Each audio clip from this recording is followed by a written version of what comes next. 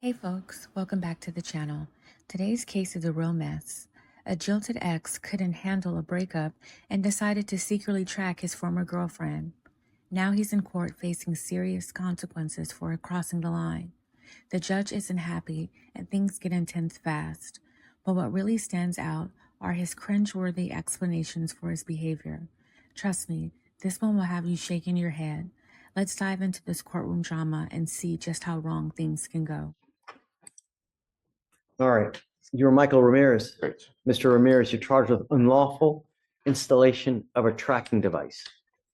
You are facing up to a year in jail and or a $4,000 fine. We are going to do probable cause. You have the right to remain silent. Anything you say can or will be used against you. You have the right to have an attorney present. If you cannot afford one, one will be appointed to you. On August 11, 2024, complaining in this case informed officers that she got a notification on her phone that the defendant was near her residence. She stated that she reviewed her home surveillance and saw the defendant crawl by her car and put some object in her back bumper. Her friend downloaded a tile finder app which finds GPS air tags, and they searched for the tag and located it. The complainant then called the defendant and asked if he had placed it there, and he admitted to putting the putting the tile GPS tag in her car. The complainant and the defendant were in a 7-month relationship prior to the incident. All right, sir, I'm going to find that there's probable cause. Just bear with me 1 second. Hold on. Yes.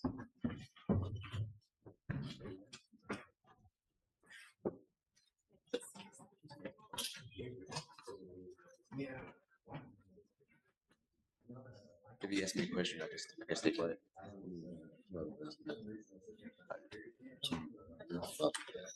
I prefer not to answer. Or don't say yes or no. You can ask me questions. Okay. So what is the counsel? Do you know the relationship between the defendant and the complaining witness? How long of a dating relationship was this?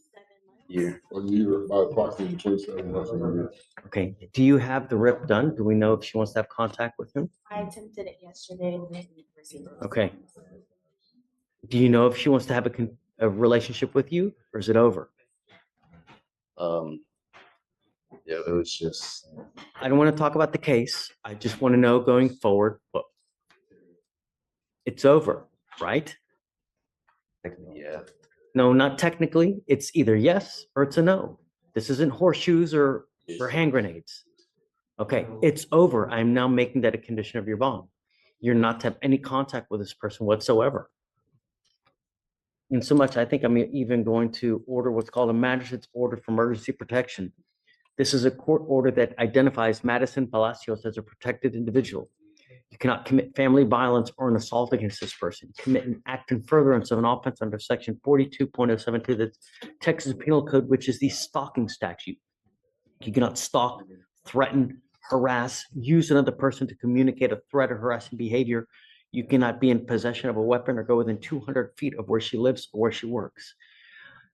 I want you to know that I'm well within my right to put an ankle monitor on you so I know that you're not having any issues or going near her. I don't want to have to do that now. If I have to do that, it's going to cost you an extra $500 of your money having to pay for this machine. I'm not going to put it on you now. But if I get wind that you're going near her, that you're trying to contact her, you're trying to harass her, you're trying to do anything, and I don't care if she calls you. If she calls you and goes, hey, let's make it up, I've ordered no contact. You cannot have contact with her. Do you understand? Sure. If you violate this court order, the state can and will file additional violation of protective order charges against you, and that's about as bad as they come in misdemeanor court. You violate those, I can hold you at no bond. Zero bond until this case is over with. And I will do it in a heartbeat to protect every person in this county. You understand? Sure. Now, you have a lawyer. He will take care of you. It's your responsibility to stay in touch with him. If he tells me that he can't get a hold of you because you're playing games, you're not responding to phone calls or text messages, likewise, I will issue a warrant for your arrest. You will not get any more PR bonds if you pick up a new case, violate conditions, don't stay in touch with counsel. No more PR bonds. You understand? Sure. Okay. I need him to sign conditions in the MOAB. So what we're going to do is we'll have him sign a reset now. We'll have him take a seat in the jury box. Can you file no weapons and no contact, please? We'll have him sign all the conditions, and after that, you guys will be free to go. Your Honor, is his next appearance waived? Yes, Thank you. I will waive your appearance. That's why I'm telling you, you must stay in contact with him. So you don't have to waste your time coming to court, but you have to stay in contact with him. If he tells me you're MIA, so goes your bond.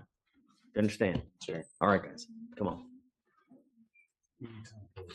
What was he thinking? That GPS stunt put him in hot water and the judge didn't hold back. What do you think? Was this a classic stalker move? Or should he have gotten a second chance? Let me know in the comments. And don't forget to like, subscribe, and hit that notification bell for more gripping courtroom antics. See you in the next one.